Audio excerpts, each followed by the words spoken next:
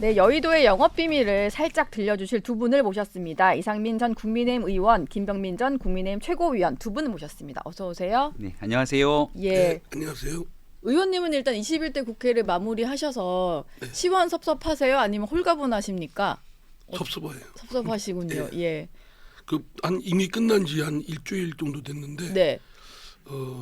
아직 그러니까 그동안 이렇게 새벽에 일어나서 대전에서 출발해서 서울 국회 예. 오고 또 밤늦게 들어가고 이게 아직은 몸에 배어 있으시군요. 프로그램은 그대로 아직 예. 입력돼 있는 것 같아요. 네.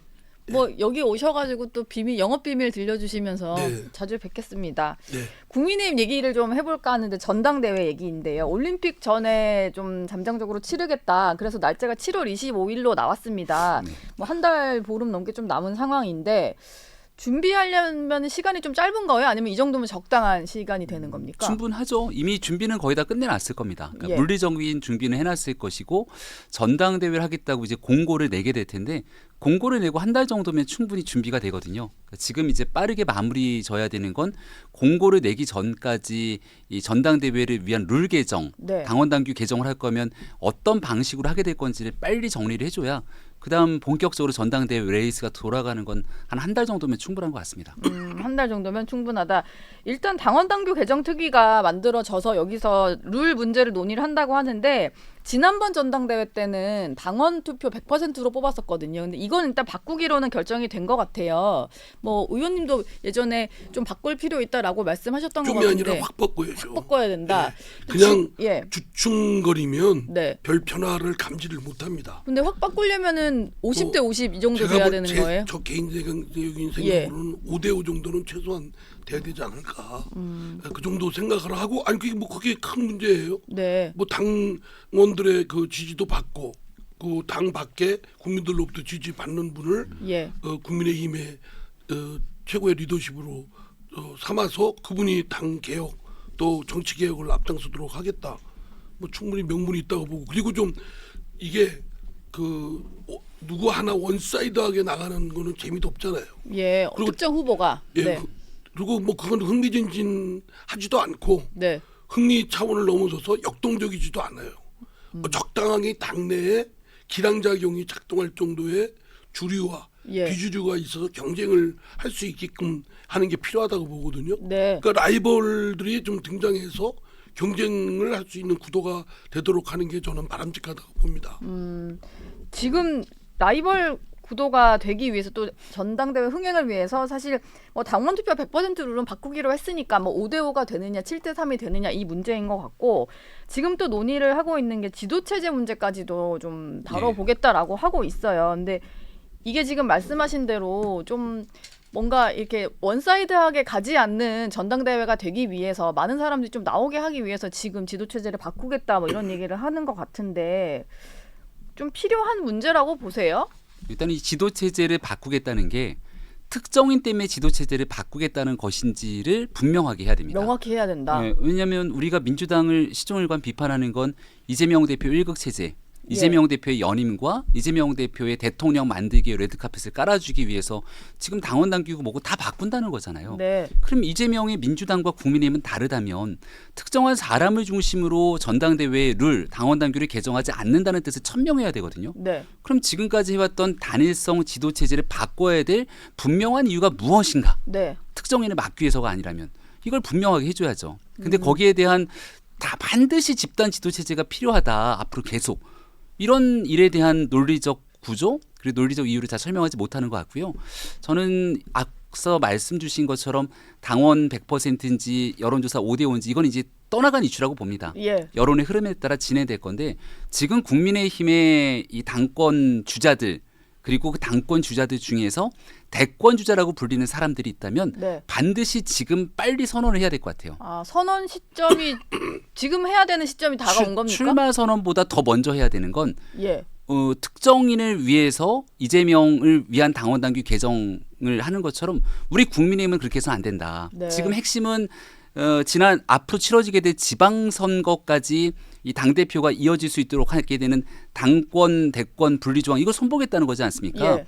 이런 거 하지 말아라. 우리는 국민의힘이 그동안 국민께 보여줬던 우리의 룰과 제도가 있는 건데 네. 이거를 특정인을 위해서 손대는 절차와 작업들이 진행되면 우리가 민주당과 무엇이 다른가? 예. 그래서 당권, 대권으로 불리는 주자들이 이런 선언들을 먼저 하면서 민주당과의 대립각을 세워줄 때 저는 국민의힘이 한 발 더 민심에 다가설 수 있다고 생각합니다. 아마 지금 전당대회 당권 주자들로 거론이 되는 사람들은 본인이 어떤 출마할 어떤 전당대회의 룰을 만드는 과정이다 보니까 여기에 직접 목소리 내는 걸 좀 꺼려하는데 오히려 김병민 최고는 여기에 목소리를 내야 한다 뭐 이런 말씀을 주신 것 같아요. 역으로 예. 이게 당연히 목소리를 내지 않겠죠. 그리고 지금 전당대회에서 당선이 됐을 때 네. 사실 한동훈 위원장이나 뭐 유승민 대표나 대권 주자로 불리는 사람들 입장에서는 내년도 9월 가을이면 그만둬야 되기 때문에 지방선거를 이끌지도 못하는데 무슨 실익이냐 이런 얘기를 합니다. 예. 근데 사람을 놓고 우리가 이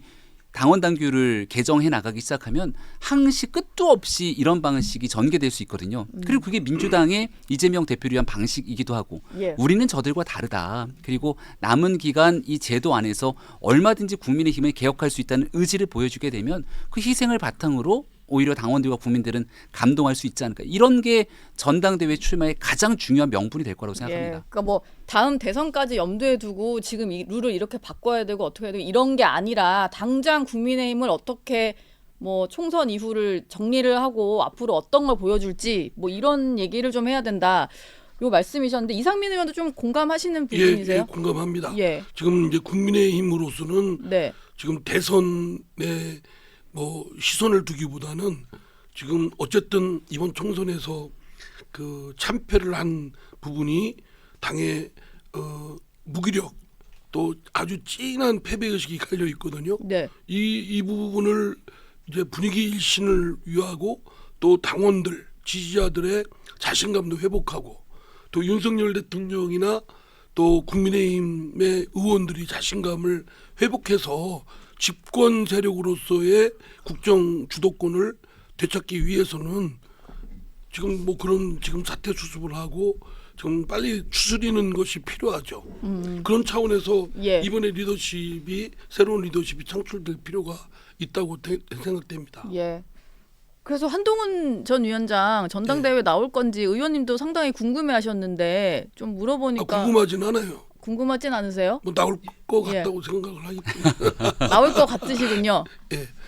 지금 전당대회 앞두고 이제 지도체제 얘기를 하는데 이게 처음에는 일부 원외 인사들이 집단 지도체제로 가야 된다. 그래서 좋은 인재들이 다 최고위에 들어가야 된다. 이런 얘기를 했고 지금은 또 조금씩 생각도 다른 것 같기는 한데 일각에선 이런 얘기가 나오거든요. 지금의 어떤 지도체제대로 간다면 예를 들어 한동훈 전 위원장이 나왔을 때 1등으로 당선이 돼서 대표가 되고 나머지 주자들은 다 탈락이 되는 거잖아요.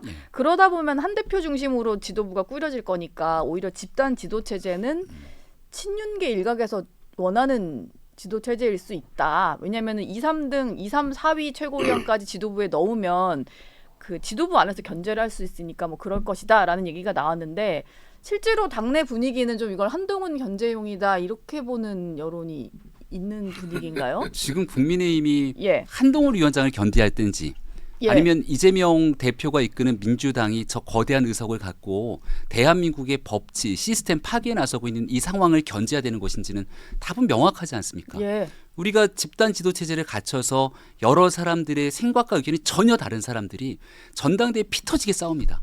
피 터지게 싸운 사람들이 그 순서대로 자리에 앉아서 지도부를 구성하고 있으면 예. 일사불란하게 당이 움직일 수 없다는 것은 이미 역사적으로 증명이 된 상황이에요. 네. 근데 그렇게 만들어서 이재명의 민주당 일각 체제로 가장 강력한 힘이 있는 이재명 대표 체제에 맞서 싸울 수 있겠습니까? 뭐 그럴 수 있다면은 존중하는데 지금 나와서 하는 목소리는 전혀 그렇지 않잖아요. 네. 그리고 지금까지 집단 지도 체제가 필요하다 이런 얘기들을 저는 들어본 적이 없는데 어느 순간부터 갑자기 이런 얘기가 나오면 이건 특정인을 위해서 특정인을 반대하기 위한 이런 룰 개정 작업들을 가져가겠다는 느낌으로 보여서 네. 이재명 대표를 위한 민주당의 당원 당규 개정 작업과 무엇이 다른가 이렇게 반문하지 않을 수가 없습니다. 근데 이거 저는 예. 그 얘기 조금 네, 예, 마지막 예. 마무리를 조금 하시죠. 연속성 있게 갈 수 있는 제도와 시스템을 얘기하지 어떤 사람을 넣고 어떤 사람을 빼더라도 존속될 수 있는 제도를 고민할 필요가 있다는 얘기를 꼭 드립니다. 예. 지금 어떤 사람을 놓고 룰을 바꾸면 안 된다. 이런 말씀이세요. 그것도 네. 뭐 전적으로 그 원칙적인 공감을 하면서도 이제 단일 지도체제냐 집단 지도체제냐는 각자 장단점이다 예. 있기 때문에 네. 사실 뭐 검토해서 배제할 필요까지는 없다고 봅니다. 예. 왜냐하면 지금까지 그 한 단일 지도체제를 상당 기간 동안 해왔잖아요. 네. 근데 뭐 별달리 이렇게 그 유효성을 입증을 하지를 못했어요. 그리고 어쨌든 이번 총선에 패배를 했고, 그런데 이제 그 집단 지도 체제를 하면 다 여러 명의 지도자 그룹이 형성될 수 있는 또 기회가 될 수도 있기 때문에 네. 저는 검토는 해볼 만즉하다. 예. 다만 뭐 하이브리드 뭐 이런 거는 좀 요상하죠. 너무 요상합니까? 예. 너무 뭐 하이브리드니까. 하이브리드 예. 그게 네. 좀 뭔가 정체성이 좀 아니니까 분명치가 않으니까 네. 그렇게 분명치 않으면 책임 소재도 좀 분명치 않지 않나. 예. 그러니까 지금 김영민 최고위원께서 말씀하신 대로 하려고 한다면 뭐 특정인에 대한 모델에 대한 선택하지 말고 예. 실제로 장단점을 따져서 지금 우리 국민의힘에 필요한 것이 어느 것이 네. 적실한가를 따져봐야 되는데 저는 집단지도 체제도 지금 한번 검토를 해볼 만하다. 근데 시간적 여유가 과연 있을까 싶어요. 그러게요. 한 달 이후에 전당대회를 치러야 되는데. 네. 예. 그리고 그럼 뭐 지금- 당원당규 개정특위는 12일까지 활동을 하겠다라고 시점을 얘기를 해서 지금 뭐 일주일 정도밖에 안 남은 그러니까 상황이다 제가 보기에 보니까 현실적으로는 그걸 논의하는 건 좀 중단 장기 뭐 검토 사항으로 넘기고 예. 뭐 룰이 뭐 현실적인 그게 중요하지 않나요? 아직 그거 결론이 안 났잖아요. 네. 7대3 뭐 5대5. 네. 근데- 안 났죠. 예. 근데 뭐 이렇게 찌끔찌끔해요. 거꾸로 할 수도 있고. 예. 3대7. 동시에 뭐 하고 있는 예. 3대 7로. 예, 아니 뭐가 네. 아니 이제 민심을 소비자인 7이나 소비자 넣자. 네. 국민들이 볼 때는 확 바꿨다라는 걸 체감할 수 있게끔 해야 되지 않겠습니까? 근데 예. 흔히들 너무 저기 보면 막 개량적으로 7대3, 8대2 뭐 이렇게 하는데 그건 의미가 없다고 봐요. 그건 의미가 없다. 바꾸든지 예. 아니면 그냥 있는 대로 가든지. 네. 백서특위 얘기도 좀 여쭤볼게요. 어제 조정은 백서특위 위원장이 새로운 얘기를 또 공개를 했는데 뭐 질문을 받고 한 얘기지만 한동훈 전 위원장에게 면담을 요청했는데 아직까지 답이 없다. 그리고 또 얘기를 한 게 만약에 정말로 내가 더 할 말이 없고 장동영 의원의 말로 그냥 그거 입장으로 반영해라라고 하면은 그렇게 할 수 있다라고 얘기를 했어요. 아무래도 이 면담에 응하진 않을 것 같죠? 분위기상으로 봤을 때. 전당대회를 앞두고 그 자리에 예. 뭔가 피의자 소환되듯이 가 있는 거는 너무 모양이 좀 어색하지 않나요? 그러니까 특위가 사실 그러려고 한 특위는 아닌데 너무 모양새가 그렇게 돼버렸죠. 모양새가 여기에 같이 면담하는 사람들은 꼭 소환 조사를 받는 것 같은 느낌이라고 얘기들을 하지 않습니까? 예.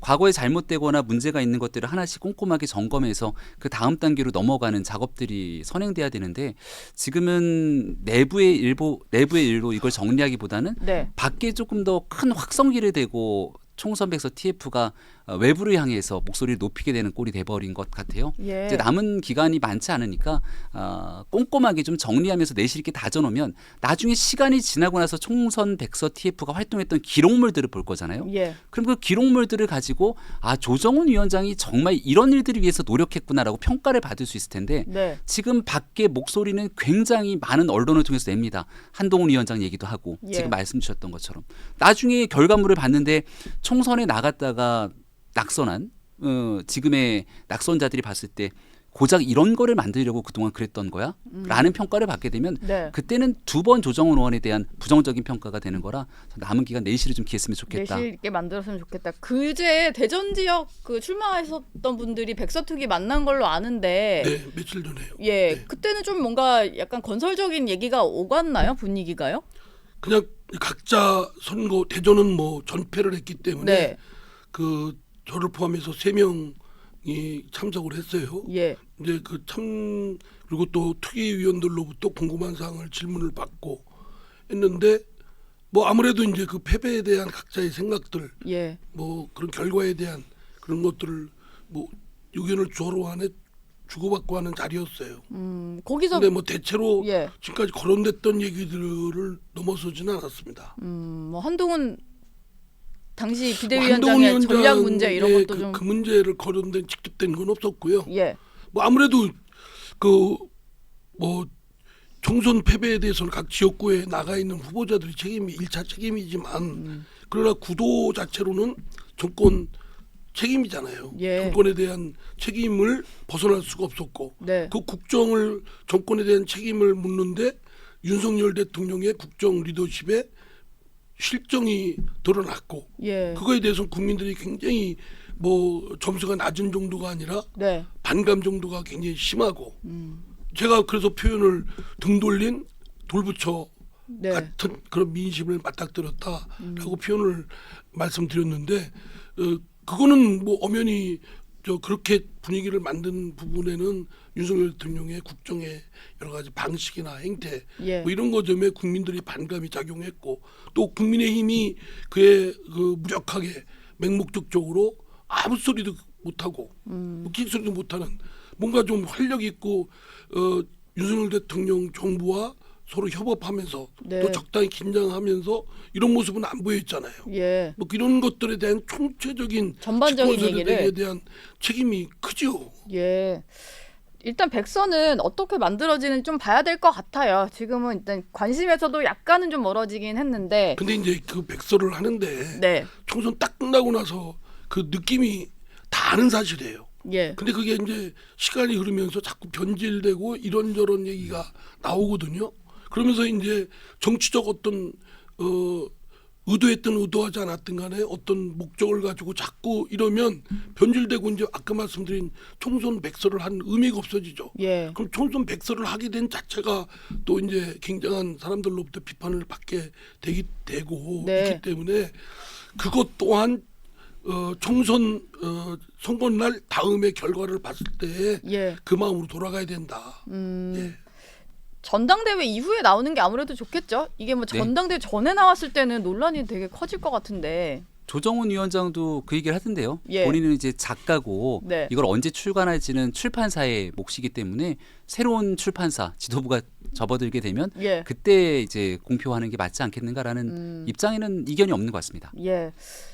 백서 얘기까지 나눠봤습니다. 지금 국회에는 원구성 협상 때문에 상당히 시끄러운 상황인데 여야 이게 협상이 잘 될지 모르겠어요. 근데 가장 중요한 상임위로 떠오른 게 두 곳인데 특히 법사위 운영위가 중요해서 예전에 법사위원장을 하셨으니까 이상민 의원께 먼저 여쭤볼게요. 근데 내부에서 얘기를 좀 들어보면 민주당은 법사위 운영위 뭐 그리고 과방위까지 해서 다 가져와야 된다 이런 입장인데 또 약간의 속내를 취재를 해보면 법사위 정도는 내주더라도 운영위는 챙겨야 된다 이런 얘기도 하고 이게 사실 그냥 일반 국민들이 봤을 때는 저게 뭐 하는 상임이길래 저렇게까지 뭐 다 가져야 된다 아니면 이거 주고 저거 포기하겠다 뭐 이러느냐 싶을 것 같아서 말씀을 좀 해주시죠. 법사위가 왜 이렇게 좀 챙겨야 되는 상임위로 이제 꼽히는 거예요? 법사위가 다른 상임위의 관련 법안들 예. 국회가 본회의에 통과되는 모든 법안들이 본회의 올라가기 전에 네. 반드시 거쳐가야 되는 관문입니다. 예. 왜 그러냐면 헌법이나 다른 법률과의 상충관계라든가 또는 다른 부처가 이견을 제기하는 것을 조정하기 위한 그런 통로로서 예. 법사위가 그 역할을 했고 네. 저는 법사위원장으로서 그동안 법사위에 대해서 체계작구 심사권을 넘어서서 과도한 권한 행사한다 이런 비판은 있지만 순기능적 측면도 큽니다. 예. 다른 나라 같은 경우는 양원, 하원과 상원이라는 두 제도가 있기 때문에 하원에서 막 통과된 법도 예. 상원에서 신중하게 왜냐하면 법률로 통과되고 나면 국민에 미치는 영향이 크거든요. 네. 그런 측면에서 상원의 역할을 해왔는데 그거를 집권 세력이든 집권 세력이 아닌 쪽이든 이용을 해왔죠. 네. 그리고 사실은 법사위의 뭐 횡포 말씀들 하지만 네. 사실 법사위에서 머무르는 대부분의 안건들은 정쟁적 요소도 있지만 네. 대부분은 부처 간의 이견이 안 된 겁니다. 예를 들어서 국토교통부의 관련 법안이 통과됐는데 산자위나 다른 뭐 보건복지나 이런 데서 상충되는 이견을 제시하는 거예요. 예. 또 특히 기획재정부에서 아. 뭐 조직을 신설하든가 네. 예산을 엄청나게 투자되는 법안을 통과시켰는데 그거는 기획재정부 입장에서는 그걸 감당할 수가 없죠. 예산 당국에서는 네. 그걸 또 이렇게 제동을 겁니다. 그런 것들을 조정하는 것이 대부분이고 뭐 상임위에서 또 이렇게 상충돼서 네. 하는 것이고 정쟁적 요소는 아주 이제 특정된 그런 법안들인데 네. 근데 지금은 이제 패스트트랙이나 안건 조정제도 같은 것들이 있고 네. 또 일정 기간 법사위에 있더라도 3개월인가요? 3개월 있다 하면 자동 본회의에 회부됩니다. 네. 그렇기 때문에 법사위에서 그전처럼 붙들고 있을 그런 것은 굉장히 약화됐어요. 약화되어 있군요. 있지만 네. 여전히 이제 본회의에 올라가기 전에 모든 법안을 쥐고 있는 그 마지막 강력한 관문 권한을 같은, 네. 갖고 있기 때문에 특히 이제 제1당인 민주당에서는 그걸 쥐고 있으려고 하고 있고 예. 다음에 원래는 의장과 관례는 의장이 A당이다 그러면 저 법사위원장은 B당입니다. 예. 나눠 가져야죠. 1당, 2당이 나눠 가집니다. 왜냐하면 국회 내에서도 의장 말하면 견제와 균형을 이룰 수 있게끔 예. 그런 작용을 하는데 네. 의장과 법사위원장을 정파를 달리합니다. 그건 오랫된 관행이고 예. 굉장히 저는 적절하다고 봐요. 관행이 뭐 그냥 있었던 게 아니거든요. 예. 근데 왜 이렇게 오랫동안 민주당은 자꾸 관행을 무시하는 그러니까 것일까요? 그걸 무시하고 말로는 그 박찬대 원내대표인가요? 예. 말하는 법대로 해야 된다. 관행보다 법이다. 법대로 해야 된다. 예. 그러면 민주당부터 법을 지키세요. 예. 예? 법도 안 지키고 네. 안 지키는 민주당이 네. 법을 마치 법꾸러기들 아니에요? 법꾸라지들. 법꾸라지들. 예. 예. 법을 빙자해서 미꾸라지처럼 빠져나가는 대표적인 인물이 이재명이고 뭐 그런 사람들 아닙니까? 그런 사람들이 모여 있는 온갖 그 정파가 네. 저 민주당이 법을 우선한다고 하고 뒤엎겠다는 얘기는 결국 다수 의석을 가지고 모든 걸 다 쥐고 예. 다 해버리겠다 이런 거거든요. 예. 그러니까 국회에서의 그 협상과 타협은 다 제쳐버리고 네. 힘으로 밀어붙이겠다. 밀어붙이겠다. 그러다 보니까 국민의힘에서는 그럴 거면 국회의장을 달라. 왜냐면은 국회의장 경선 네, 때 네. 이미 많은 민주당의 지금은 무소속이 된 민주당의 어떤 국회의장 후보자들이 중립의 의무를 지키지 않을 것처럼 얘기를 했단 말이에요. 그래서 예. 어차피 법사위에서 막히더라도 의장이 직권상정을 하든 여러 가지 루트가 있다 보니 그럴 거면 법사위를 가져가고 국회의장 내놔라 이런 말이 국민의힘에서 나왔는데 그것도 코미디죠. 예. 그렇다고 저 이당이 또 의장을 네, 달라고. 의장. 근데 이 정도로까지 이제 국민의힘 입장에서는 왜 그렇게 독식을 하려고 하냐에 대한 불만이 가득한 것 같아요. 그냥 개인적인 예. 생각으로 민주당이 국회의장을 내어주는 일이 있더라도 법사위원장을 안 내줄 것 같은데요. 아 그래요? 말씀 주셨던 것처럼 네. 이 법사위가 갖고 있는 체계작구 심사의 권한을 넘어서는 중요한 막강한 권한들을 갖고 있습니다만 민주당이 법사위를 놓치지 않으려는 이유는 저는 다른 데 있다고 봅니다. 예, 어떤 거죠? 법사위원장을 주더라도 국회의장이 갖고 있는 막강한 권한을 활용해서 본인들 하고 싶은 대로 다 할 수 있잖아요. 예. 그런데 이 법사위를 고집하게 되는 건 이재명 대표를 옹이하는 대장동 변호인들이 대거 국회에 진입했고 예. 그 진입하는 과정은 이재명 대표를 통해서 이루어진 것 아닙니까? 네. 그들은 역할을 하겠죠. 어디에서? 법사위에서 역할을 할 거라고 봅니다. 네. 그러니까 무늬만 국회의원, 무늬만 법사위원이고 실질적으로는 이재명 변호인단, 대장동 변호인단이 그대로 국회를 법사위를 장악하려고 하는 것 아니냐라는 예. 의구심을 지우기 어렵고요. 네. 법사위 내에서 생각해 보십시오. 과거 검찰총장도 국정감사장이 불러다 놓고 민주당의 법사위원들이 윤석열 검찰총장에게 맹공을 퍼붓지 않습니까? 예, 그랬죠. 그리고 난 다음 사실은 여기에서 이제 국민적 여론 형성을 조성하지 못한 탓에 역풍이 불긴 했습니다만 네. 지금 이재명 대표를 중심으로 하고 있는 많은 수사들이 진행되고 있는데 검사 탄핵까지 아무렇지 않게 진행하는 게 민주당의 몫입니다. 네. 검사 탄핵만 진행됩니까? 이제는 사법부를 향해서 겁박하는 목소리까지 얼마든지 나올 수 있을 거라 생각하는데 예. 법사위가 국민을 위한 법사위장이 아니라 네. 이재명 대표, 이재명의 사법 리스크를 변호하기 위한 법사위로 전락시킬 가능성이 매우 높기 때문에 죽어도 법사위원장을 놓지 못하는 이유가 거기 있지 않는가 싶습니다. 뭔가 국회를 장악하는 과정에서 법사위는 상당히 중요한 사미가 될 것이다. 뭐 이런 말씀이셨고요. 또 저런 것도 있겠죠. 예.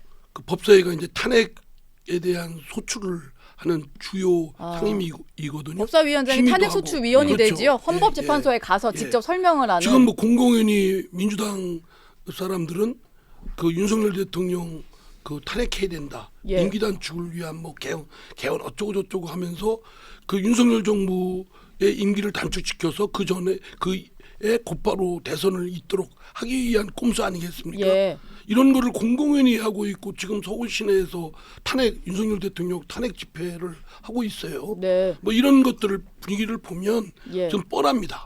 뭐 뻔하다. 조국 신당인가요? 거기서도 예. 지난번 총선의 슬로건이 3년은 너무 길다. 네. 뭐 끌어내려야 된다. 이런 얘기를 뭐 거침없이 할 정도이니까 실제로 설마 제1당이 무책임하게 그 나라의 국정의 이런 상황을 그 어려운 상황을 보지도 않고 국민들이 아주 저 공공한 여러 가지 어려운 상황을 보지도 않고 이렇게 어렵게 정치적 파국으로 가게 할까? 예. 이런 설마 이런 걱정들 하잖아요. 네. 에이 높아심일 거야. 근데 실제 그럴 겁니다.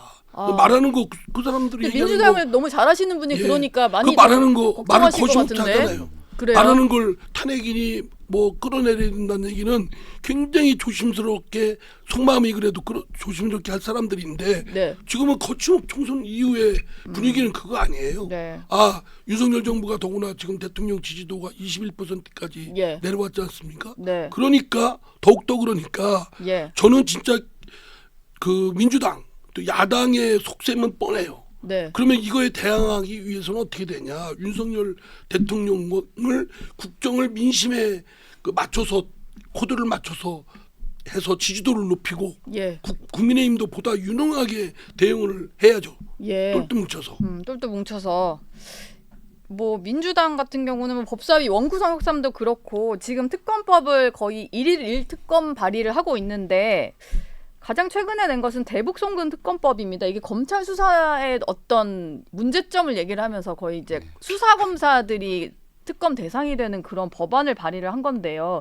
여기에 또 공동 발의자로 이름 올린 게 뭐 이성윤 네. 전 중앙지검장, 뭐 박균태, 김동완, 대장동 변호사들이 다 이름을 올렸거든요. 그래서 이걸 놓고 뭐 이재명 대표 방탄에 어떤 속내가 드러났다라는 비판도 있던데 좀 어떻게 보셨어요? 이성윤 국회의원 전 지검장은 정말 후배들 볼 면목이 있을까 이런 생각이 듭니다. 예. 본인이 대한민국 검찰에서 가장 중요한 지휘 역할을 했는데 국회로 이재명 대표와 한 공간에 서 있다는 이유 때문인지 본인이 몸담았던 조직이 하고 있는 수사를 형해화시키면서 네. 이 사람들을 특검하겠다고 나서는 건 이화영 부지사를 비호하고 이화영 부지사를 비호하겠다는 결국 이재명 대표를 비호하겠다는 것 아닙니까? 네. 얼마 전에 이화영 부지사에 관련된 재판 마지막 재판에서 변호인이 이런 얘기를 하지 않았습니까?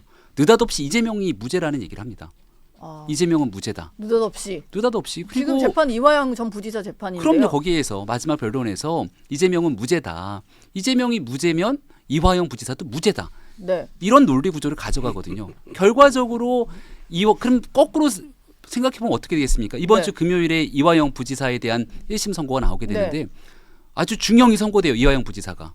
그럼 그 변호인의 말에 따라서 이화영이 유죄면 이재명은 당연히 유죄가 되는 거죠. 예. 그 논리대로라면 그 논리를 그대로 네. 찬용하게 되면 그러니까 결국은 이화영 부지사의 재판이라는 건 이재명 대표의 사법 리스크와 완전히 동전의 양면처럼 붙어 있는 쌍둥이 같은 존재라고 생각하거든요. 예. 그러니 이화영 부지사 재판 선고를 앞두고 일각에서는 사법부를 압박하려고 했다는데 사법부가 대한민국 사법부가 그런 일에 압박이 되겠습니까? 압박이 되겠네요. 사법부의 압박보다는 중형의 유죄가 선고될 것이 거의 확실해 보이니 네. 중형의 유죄가 선고되더라도 이거는 검찰이 의도적으로 무리하고 왜곡된 수사를 했기 때문에 나온 결과에서 용인할 수 없다는 나름의 빌미를 만들기 위한 포석이 아닌가 싶은데 대한민국 입법 권력을 이렇게 활용해서 되겠습니까? 예. 제가 보기엔 네.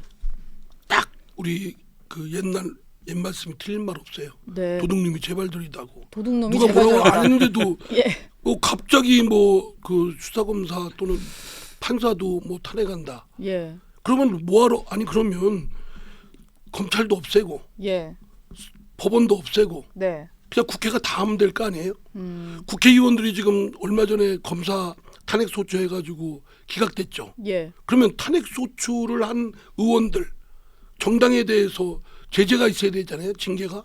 그러면 탄핵 소추를 한 거기에 발의하고 찬성한 의원들 뭐 처벌법을 만들어서 하든지. 예. 저 민주당은 그런 처벌법을 많이 만드니까. 예. 눈에는 지금- 눈, 이에는 이 뭐 이런 거 많이 만들잖아요. 예. 아니 그 남용하고 그 뭐 수사권을 남용하고 재판권을 남용한 거에 대해서 뭐라고 하는데 네. 그러면 아예 그런 제도를 없애고 국회가 다 하고 그리고 근데 기각됐어요. 그러면은 그걸 발의하고 저 찬성한 의원들은 네. 뭔가 처벌을 받아야 되잖아요. 예. 징계를 받든지 국회의원직을 어. 저 사퇴시키든지 예. 그건 안 하고 있지 않습니까? 네. 입법권을 남용하고 있는 거, 입법부가 국회의원직의 권한을 예. 남용하고 있는 거에 대해서는 지금 아무것도 얘기 안 하고 있고 무슨 그냥 없애는 것, 제재 가하는 것, 무슨 복수심이나 적개심이 아니면 네. 진짜 의아스러워요. 그리고 그분들이 주도하는 분들 중에는 법조인 출신들이 있습니다. 있죠. 근데 네. 법조인이 법조인이 대량 배출되면서 너무 수준이 이하가 되지 않았나. 좀 네. 죄송한 말입니다만 예.